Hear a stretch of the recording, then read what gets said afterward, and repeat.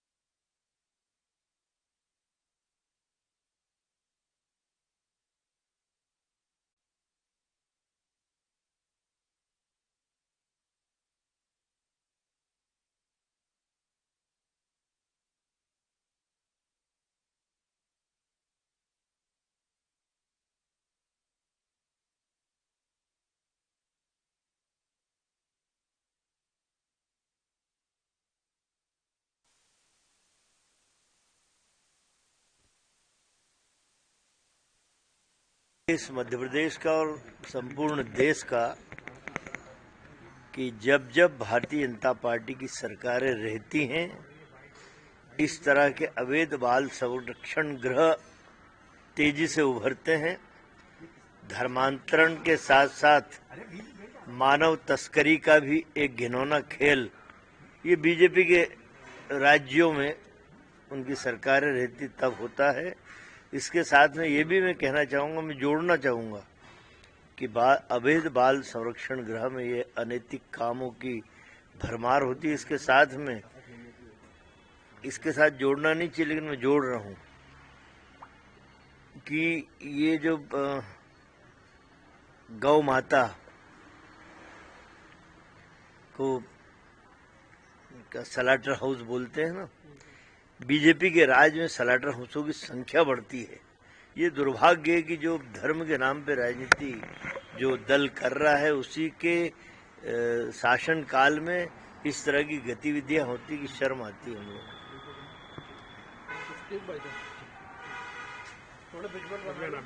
सही भी है ये जो स्लॉटर हाउस है ना, 40 के करीब जो बच्चियां हैं वो ज्यादातर हिंदू हैं जिनका धर्मांतरण की और ये कह रहे हैं कि कुछ बच्चे जो है मिसिंग है।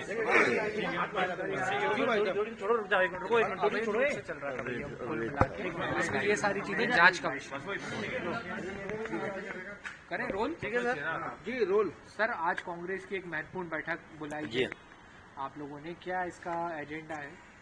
देखिए, कंटिन्यू 3 दिन तक भोपाल में बैठकें हैं, अलग अलग विंग की बैठकें हैं और एक रोड मैप तैयार किया जा रहा है। 29 की 29 लोकसभा में किस तरह से हमारे सारे सीनियर लीडर पहुंचे, हर लोकसभा की अलग मीटिंग हो और बड़ी गहरी छानबीन के साथ कुछ नाम भी लाए जाएंगे, कौन उम्मीदवार हो सकता है। ये कवायद हमारी चालू हो गई है। तो ये बड़ी महत्वपूर्ण बैठक है 3 दिन की। इसमें हमारे प्रदेश अध्यक्ष जीतू पटवारी जी, उमंग सिंघार लीडर पोजिशन और कमलनाथ जी और भंवर जितेंद्र सिंह जी, ये सारे लोग रहेंगे। इसके साथ में सारे सीनियर लीडर भी रहेंगे और जवाबदारियां दी जाएंगी अलग अलग लोकसभा की। सर, 9 तारीख से 12 तारीख तक प्रदेश अध्यक्ष, नेता प्रतिपक्ष के दौरे कार्यक्रम में आप लोग भी आने वाले समय में अलग अलग क्षेत्रों में जाएंगे सर? जी हाँ, मैंने कहा ना कि वो हर लोकसभा की अलग जवाबदारी सीनियर लीडर को अलग अलग दी जा रही है। कुछ टीम बनाई जाएगी मॉनिटरिंग के लिए, अभी से 29 लोकसभा के लिए कोऑर्डिनेशन कमेटी बनेगी ये 3 दिन के अंदर, और इसीलिए ये रोड मैप तैयार कर रहे हैं। 9 तारीख से जो हमारे सीनियर लीडर की दौरा कार्यक्रम है, ये उसी के परिप्रेक्ष्य में है कि खुद जाके वहाँ पे गहरी जांच के बाद जो नाम उभर के आए उनका विश्लेषण करें। सर भोपाल के एक जिला प्रशासन की लापरवाही के चलते हजारों किसानों की धान खुले में पड़ी है। देर रात हुई बारिश ने किसानों को बर्बाद कर दिया है और वहीं बर्बादी की बारिश ऐसी हुई कि खरीदी केंद्रों में रखी पूरी तरह भीग गई है, जिससे नुकसान अब किसान को उठाना पड़ेगा। वहीं प्रशासन अब पूरी धान खरीदने की बात कहता हुआ नजर आ रहा है। दरअसल जिला प्रशासन द्वारा इस बार धान खरीदी मामले में भारी लापरवाही की गई है। 1 दिसंबर से चालू हुई धान खरीदी के लिए प्रशासन द्वारा मात्र बता दें आपको कि 85 खरीदी केंद्र बनाए गए थे, जबकि 121 बनाए जाने थे और उनका नतीजा ये हुआ कि पूरे जिले का किसान परेशान हो गया है। हालत ये हो गए हैं कि जहां भी किसानों को आश्वासन मिला है वहां पर धान को रखाया है।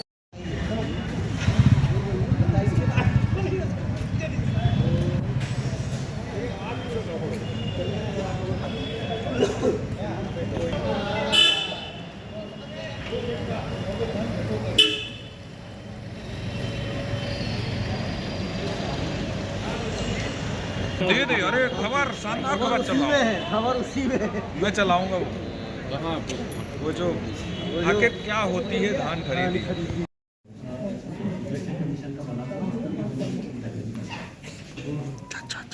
पहले जो हमारी मतदाता सूची तैयार हुई थी वो 31 अक्टूबर की छुट्टी में थी और 31 अक्टूबर से लेके अभी 31 दिसंबर तक कुछ नाम मतलब आपको कंटिन्यूस चलता है।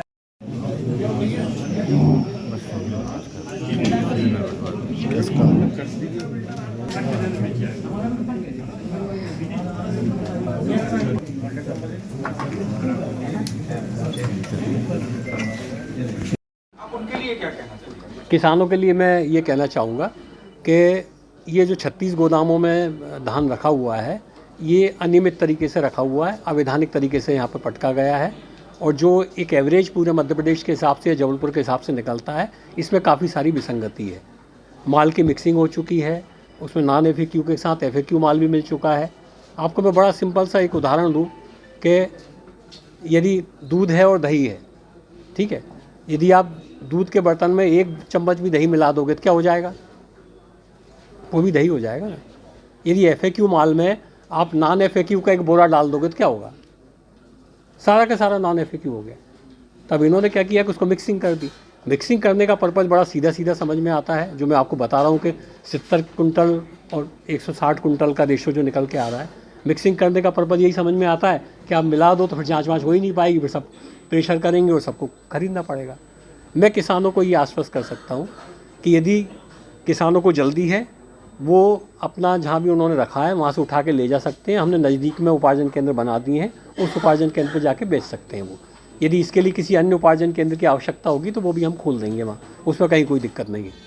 यदि उनको लगता है कि परिवहन कराने में उनको दिक्कत है तो फिर थोड़ा सा हमको समय दें, हमको पूरी जाँच कर लेने दें, ठीक तरीके से पहचान कर लेने दें कि किस किसान का है और ठीक तरीके से इस बात की पहचान कर लेने दें कि FAQ कौन सा है और नॉन FAQ कौन सा है। FAQ होगा, वास्तविक किसानों का होगा, हम बाकायदा उसको खरीदेंगे। इसमें मैं किसानों से सहयोग की अपील कर रहा हूँ। जो निहित स्वार्थी तत्व हैं, जो कि क्लियर कट समझ में आ रहा है कि जिन्होंने अपने लालच के कारण किसानों को भी फंसाया, उनके प्रभाव में आके जबरदस्ती धरने पे बैठ के और उस पर बैठ के मतलब प्रेशराइज करने की कोशिश ना करें। हम खुद कह रहे हैं कि हम आगे बढ़ के खरीदेंगे और मैं आज जाऊँगा पाटन, आप कह रहे हैं पाटन धरने पर बैठे लोग, मैं जाके बात करूँगा। मुझे लगता है लोगों को समझ में आएगी ये वाली बात कि इस तरीके से प्रेशर डेवलप करने से कुछ नहीं होगा। उनको भी सहयोग करना चाहिए, हम भी सहयोग करने के लिए तैयार हैं। मौके पे आकर किसान बता दें कि साहब ये मेरा माल है, FAQ है तो हम खरीद लेंगे, नॉन FAQ है तो उसको ठीक कर ले वो। अब मुझे नहीं लगता कि इसमें कोई दिक्कत होने की बात है। आप में से कोई भी नहीं चाहेगा, कोई भी किसान नहीं चाहेगा कि हम नॉन FAQ खरीदें, क्योंकि यदि हम नॉन FAQ खरीदेंगे तो होगा क्या? उसको भाई आपके घर में ही पहुँचेगा ना, उससे चावल बनेगा और कंट्रोल की दुकान के माध्यम से आपके घर में ही पहुँचेगा। तो क्या आप ये चाहोगे कि आपके बच्चे और आपके परिवार के लोग जो है नॉन FAQ माल खाएँ? तो इसलिए ज़रूरी है कि PDS के माध्यम से चूँकि इसका डिस्ट्रीब्यूशन होना है तो FAQ धान की खरीदी की जाए। उसमें थोड़ा सा समय लगेगा, 10, 12, 15 दिन का समय लग सकता है। पूरे मध्य प्रदेश से हमने अच्छे अधिकारियों की टीमें गठित करके हर उपार्जन केंद्र पर 4-4 अधिकारियों की टीम लगा दी है। उन 4 अधिकारियों की टीम के ऊपर 10 सीनियर ऑफिसर्स की भी एक टीम लगा दी है। ज़िले के सारे लोग ऑलरेडी लगे हुए हैं। 150 से 200 लोग पर्टिकुलर इन 36 गोदामों की समस्या को दूर करने के लिए भोपाल स्तर से ड्यूटी लगा चुके हैं। तो थोड़ा सहयोग रख दें, संयम रखें, समस्या हल हो जाएगी। मध्य प्रदेश कांग्रेस कमेटी कार्यालय भोपाल में चल रही है विधानसभा चुनाव में कांग्रेस के प्रत्याशी की बैठक। पीसीसी अध्यक्ष जीतू पटवारी कर रहे हैं बैठक की अध्यक्षता। बैठक में पूर्व मंत्री सज्जन सिंह वर्मा, पीसी शर्मा, डॉक्टर विजय लक्ष्मी साधो, पूर्व विधानसभा अध्यक्ष एनपी प्रजापति सहित कांग्रेस के प्रत्याशी शामिल हैं। आगामी लोकसभा चुनाव के लिए हो रहा है बैठक में मंथन। आप सबसे अनुरोध है, ये सच्चाई है। अब इसके कारण क्या हो सकते हैं और इसमें सुधार क्या हो सकता है। आप लोग महत्वपूर्ण लोग हैं, क्योंकि कई लोगों का आरोप प्रत्यारोप है जीतू पटवारी से अच्छा कैंडिडेट था, उनकी जगह हमें नहीं दिया, उसको दे दिया इसलिए आ गया। हमारे विरोधी सब जगह होंगे और ये पॉलिटिक राजनीति का एक अंदाज होता है, भाव होता है। और मैं इतना आप सबसे आग्रह करना चाहता हूँ और धन्यवाद भी देना चाहता हूँ शुरुआत में। जैसा मैंने कहा था कि 5 तारीख के दिन मुझसे इस संगठन को लेकर जब बातें की तो मैंने अनुरोध किया कि हमारा, चूंकि मैं चुनाव में लीक कर गया था, तो मैंने अनुरोध किया किसी जीते हुए को ये जिम्मेवारी दे। ये मैं अपने परिवार से बात कर रहा हूँ, आपसे बात कर रहा हूँ, तो पॉलिटिकल भाषण नहीं दे रहा हूँ। तो मुझसे कहा गया कि कोई कंसेस तो होता नहीं है। मैंने तो कंसेस पहले तो कहा जीते हुए को देना चाहिए, फिर उन्होंने कहा कि ठीक है, फिर भी पार्टी ने तुम पे भरोसा किया है, तो मैंने कहा फिर कंसेस बनानी चाहिए। कंसेस किससे बना, राजनीति में कोई होती नहीं।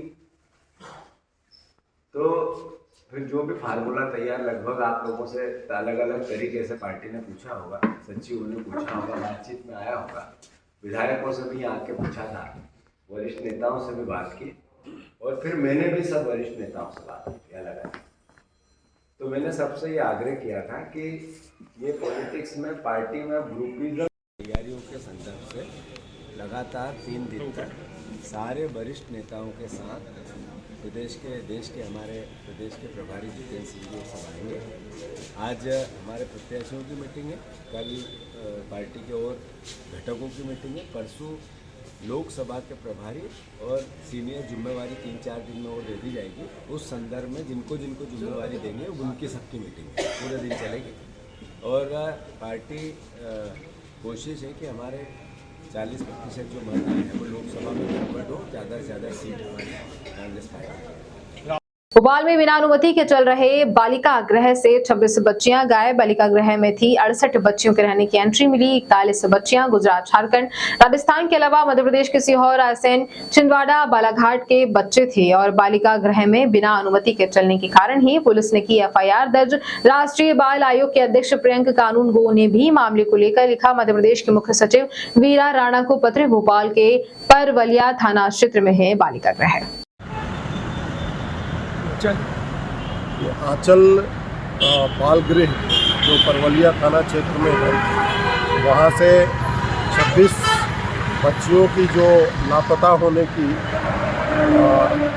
बात चल रही है सोशल मीडिया में या अन्य मीडिया पे, उसमें अभी तक जो पुलिस ने अनुसंधान किया है, जो पूछताछ की है, उसमें ये पाया गया है कि जो बच्चियां हैं, कई बच्चियां ऐसी होती हैं जो आकर वहाँ पे पंजीयन कराती हैं, परंतु किन्हीं कारणों से, कई बार मन न लगने के कारण, कई बार अन्य कारणों से वो फिर अपने परिवार को वापस चली जाती हैं।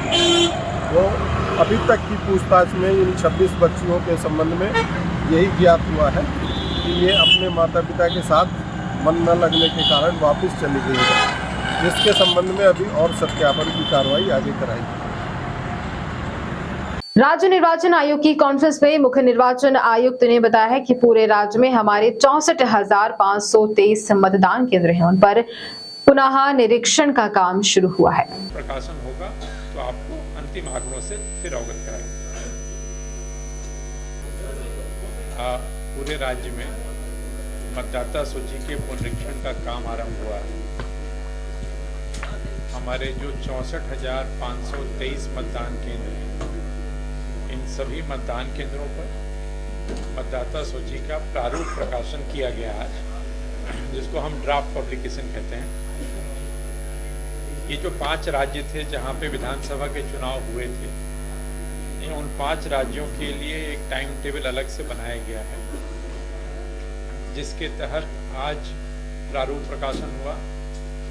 6 तारीख से लेकर के 22 तारीख तक जो बूथ लेवल ऑफिसर्स हैं, जिनको हम BLO कहते हैं, ये लगातार कार्यालयीन दिवस में वर्किंग आवर्स में वहाँ पे मतदान केंद्र पे उपस्थित रहेंगे।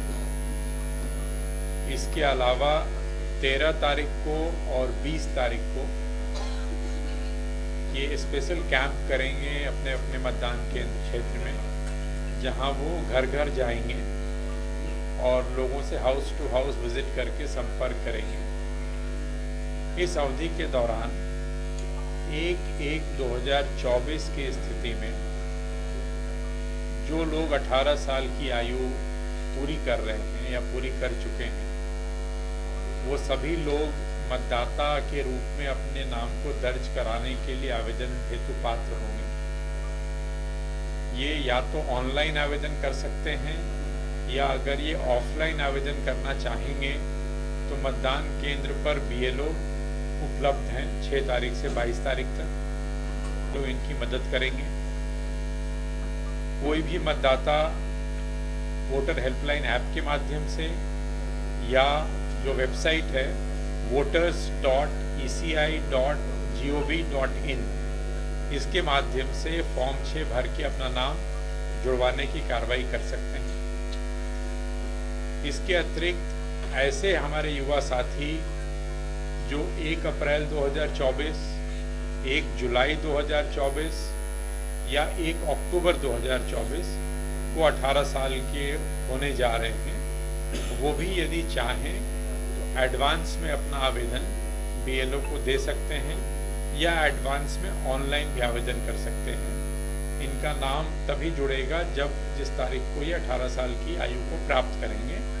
इनको दोबारा आवेदन देने की जरूरत नहीं होगी, लेकिन ये चाहें तो अग्रिम रूप से भी अपना आवेदन दे सकते हैं।